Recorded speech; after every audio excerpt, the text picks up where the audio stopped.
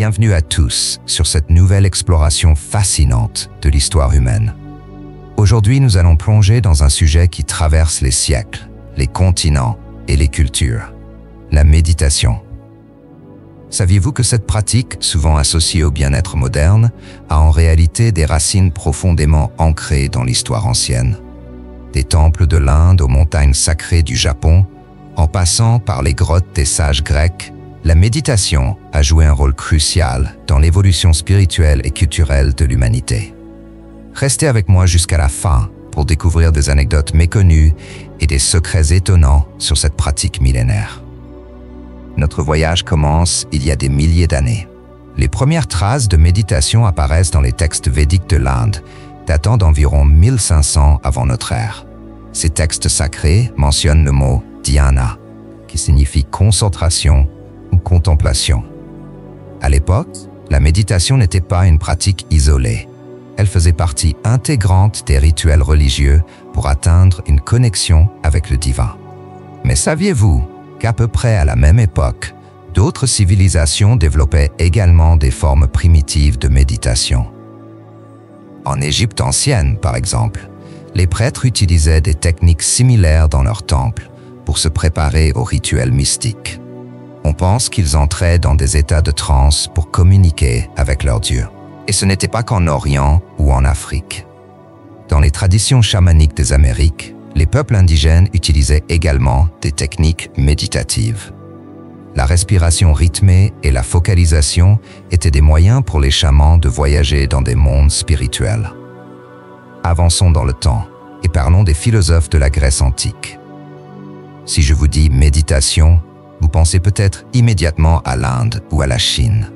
Pourtant, les Grecs anciens ont eux aussi développé des pratiques contemplatives profondément enracinées dans leur quête de sagesse.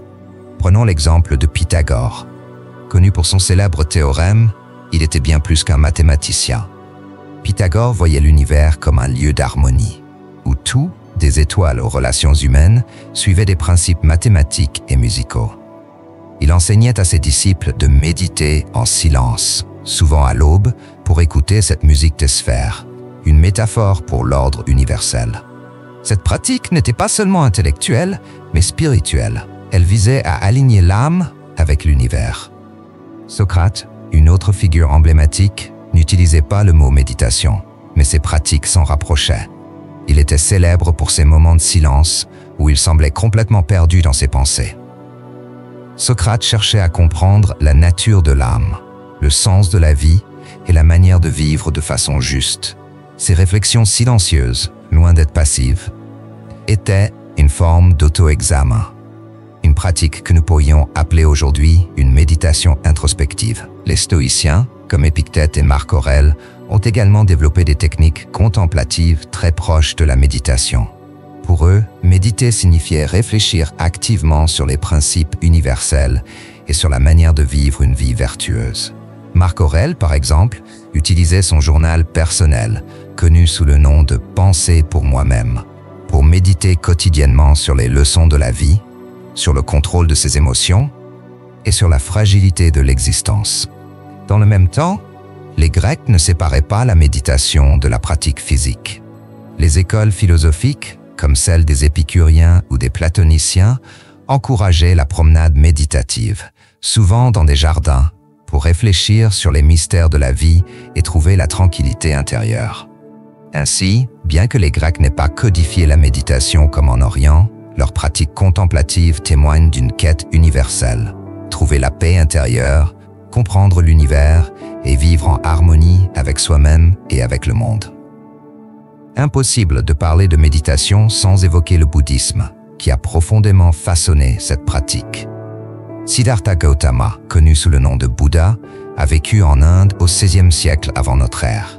Après des années de quête spirituelle marquées par des ascèses extrêmes et des enseignements divers, il atteignit l'éveil sous un figuier, le célèbre arbre de la Bodhi, grâce à une méditation profonde. Cet éveil, ou nirvana, est devenu la pierre angulaire de son enseignement. Pour Bouddha, la méditation n'était pas une fin en soi, mais un outil, un outil pour comprendre la nature de l'esprit, pour observer les causes de la souffrance et pour développer des qualités comme la pleine conscience, la concentration et la sagesse. Il enseigna que le chemin vers la libération repose sur ce qu'il a appelé le noble sentier octuple. Parmi ces étapes figurent deux pratiques essentielles.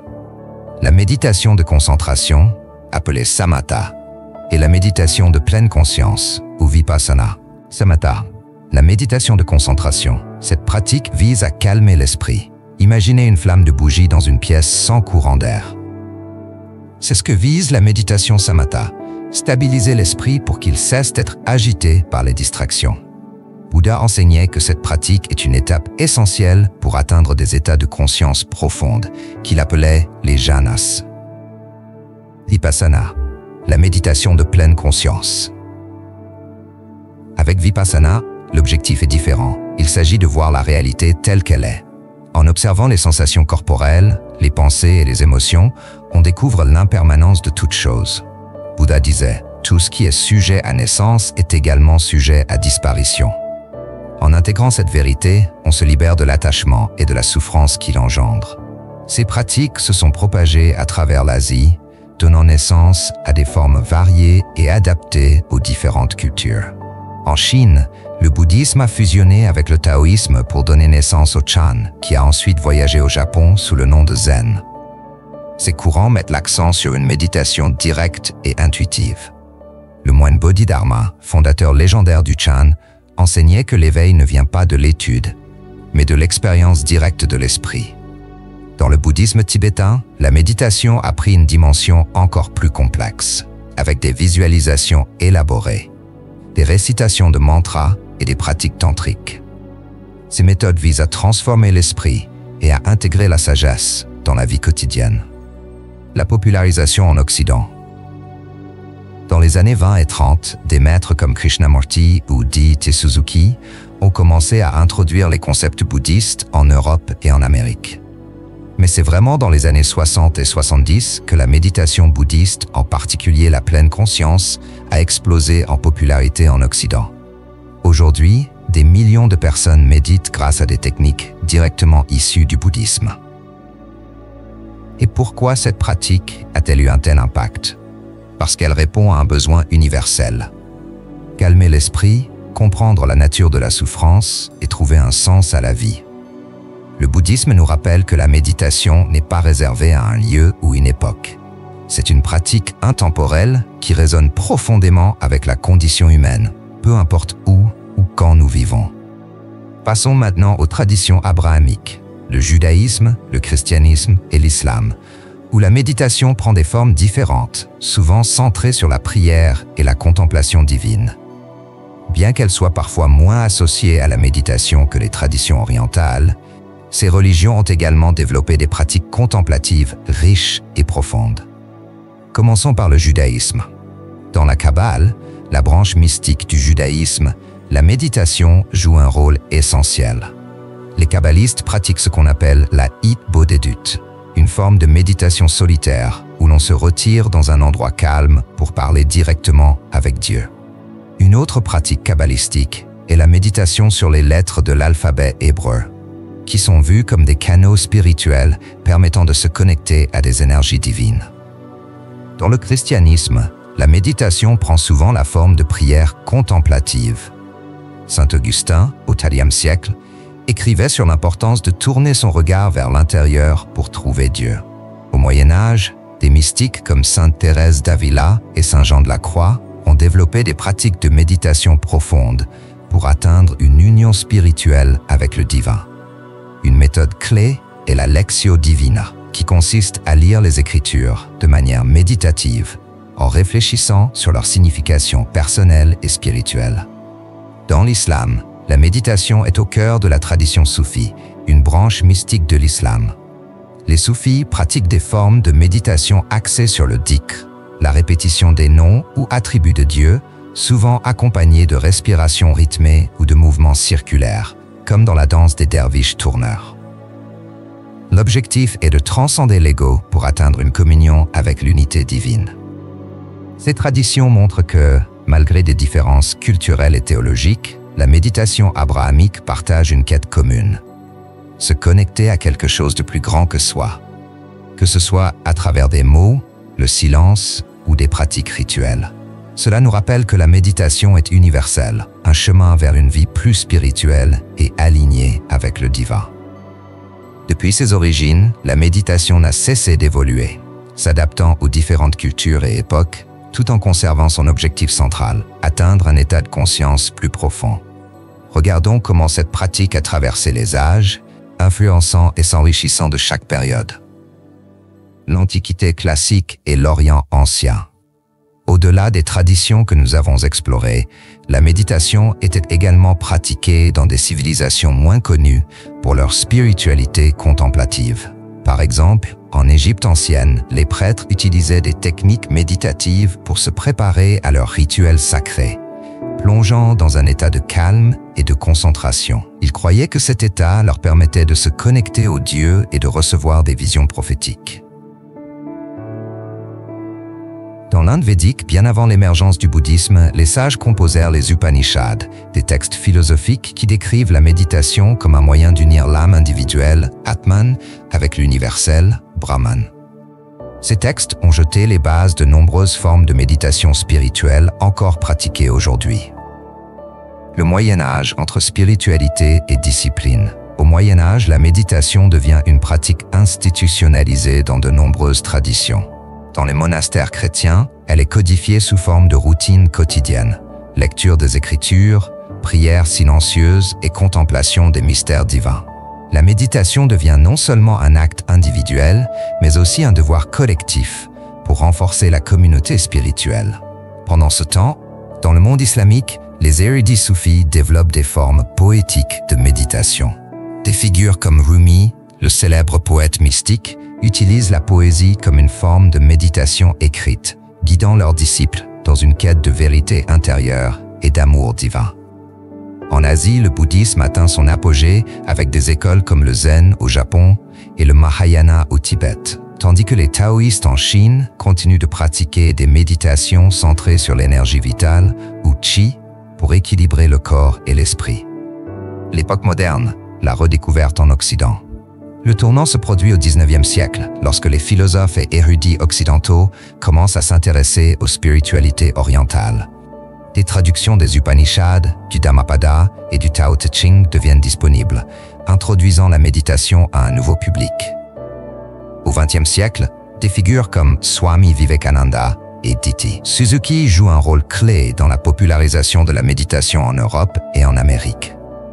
Mais c'est dans les années 1960, avec le mouvement contre-culturel, que la méditation connaît un véritable boom.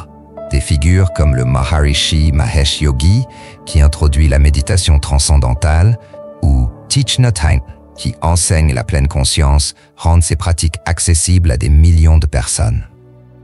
Un outil universel. Aujourd'hui, la méditation a quitté le cadre purement religieux pour devenir une pratique universelle. Les neurosciences montrent ses bienfaits sur le cerveau, la gestion du stress et même la santé physique.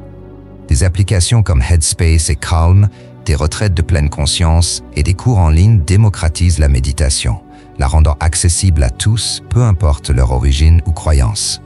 Mais ce qui est fascinant, c'est que malgré ces changements, la méditation reste fidèle à son essence. Un voyage intérieur, une quête de paix et un moyen de se connecter à quelque chose de plus grand, que ce soit l'univers, le divin ou simplement son propre esprit. Ainsi, de Pythagore à nos smartphones, la méditation continue d'évoluer, tout en rappelant aux humains une vérité intemporelle. La sérénité se trouve souvent en silence, au cœur de soi-même. La méditation, sous ses nombreuses formes et à travers les siècles, est une pratique qui n'a jamais perdu de sa pertinence. Aujourd'hui, elle est plus importante que jamais dans un monde saturé de distractions numériques, de stress et de rythmes de vie effrénés. Pourquoi? Parce que la méditation nous offre une pause, un moment pour nous recentrer, pour nous reconnecter à nous-mêmes. Elle nous rappelle que, malgré le bruit extérieur, une richesse intérieure nous attend si nous savons simplement nous arrêter et écouter. Les neurosciences modernes confirment ce que les sages et mystiques savaient depuis des millénaires. La méditation a des effets profonds sur notre cerveau. Elle réduit le stress, améliore la concentration et favorise un sentiment de bien-être durable. Mais au-delà des bienfaits scientifiques, elle nous permet surtout de nous poser des questions fondamentales. Qui sommes-nous vraiment? Quelle est notre place dans cet univers? En conclusion, ce voyage à travers l'histoire cachée de la méditation nous montre une chose essentielle. Peu importe le lieu ou l'époque, l'humanité a toujours cherché à explorer les profondeurs de l'esprit, que ce soit pour atteindre la sagesse, communiquer avec le divin ou simplement trouver la paix intérieure. La méditation est une constante universelle. Aujourd'hui, alors que nous sommes souvent pris dans le tumulte de la vie moderne, nous avons plus que jamais besoin de cette pratique ancestrale. La méditation est un pont entre le passé et le présent, un héritage vivant qui nous rappelle que le véritable voyage commence à l'intérieur de nous. Sur Stoïcisme Actif, nous explorons précisément cette connexion entre la méditation et les grandes sagesses antiques. À travers les enseignements des philosophes stoïciens tels que Marc Aurèle et Épictète, nous découvrons comment intégrer ces pratiques intemporelles dans notre quotidien pour mieux naviguer les défis modernes. Alors, pourquoi ne pas faire un pas de plus et intégrer cette sagesse millénaire dans votre quotidien? Merci d'avoir suivi cette exploration avec moi et si ce sujet vous passionne, abonnez-vous pour découvrir d'autres récits fascinants sur les secrets de l'humanité. À bientôt pour une nouvelle aventure sur Stoïcisme Actif.